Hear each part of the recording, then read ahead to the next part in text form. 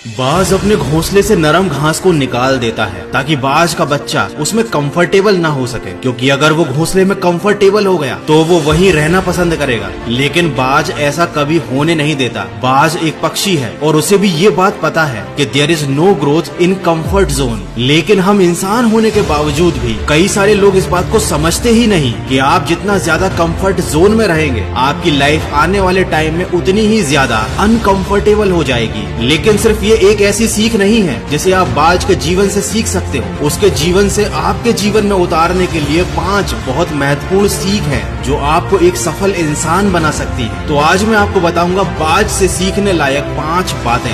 बाज हमेशा अकेला उड़ता है और बाकी पंछियों के मुकाबले सबसे ऊंचाई पर उड़ता है। वो या तो हमेशा अकेला उड़ेगा, कभी किसी चिड़िया या छोटे पंछियों के साथ नहीं उड़ेगा, या हमेशा दूसरे बाज के साथ उड़ान भरेगा। इससे हमें भेदभाव करने की सीख नहीं मिलती, बल्कि हमें ये सीखने को मिलता है कि हमेशा छोटी सोच वालों से दूरी बनाकर रखना चाहिए। बाज का विजन बहुत ज्यादा क्लियर होता है, बहुत ज्यादा स्ट्रॉन्ग होता है। वो अपने शिकार को 5 किलोमीटर दूर से ही देख सकता है और जब उसे एक बार अपना लक्ष्य दिख जाता है, उसके बाद रास्ते में चाहे कितनी भी मुश्किलें क्यों न आए, वो अपने लक्ष्य को हासिल करके ही दम लेता है। और इससे हमें ये सीख मिलती है कि अपना विजन क्लियर रखो और उसे हासिल करने में फिर चाहे कितनी भी मुश्किलें क्यों न आए, पीछे बिल्कुल मत हटो। बाज कभी मरे हुए जानवरों को नहीं खाता, वो हमेशा जिंदा शिकार करता है। इससे हमें ये सीखने को मिलता है कि जो हमारा पास्ट है वो मर चुका है। अपने पास्ट की पुरानी यादों को जो तुम्हें हमेशा तंग करती हैं, उन्हें वहीं रहने दो जहां उनकी जगह है। और तुम्हारे पास्ट की जगह है तुम्हारे पास्ट में, उसे वर्तमान में बिल्कुल भी जगह मत दो।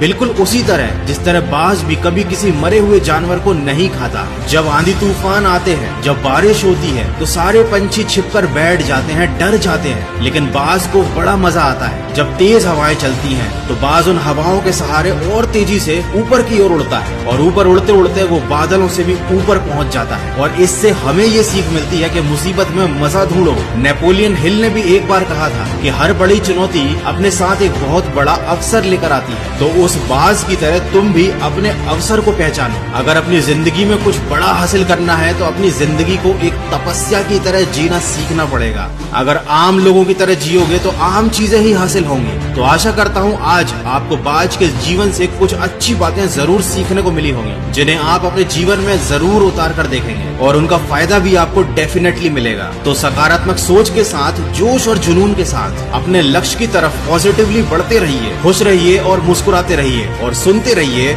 मन की आवाज।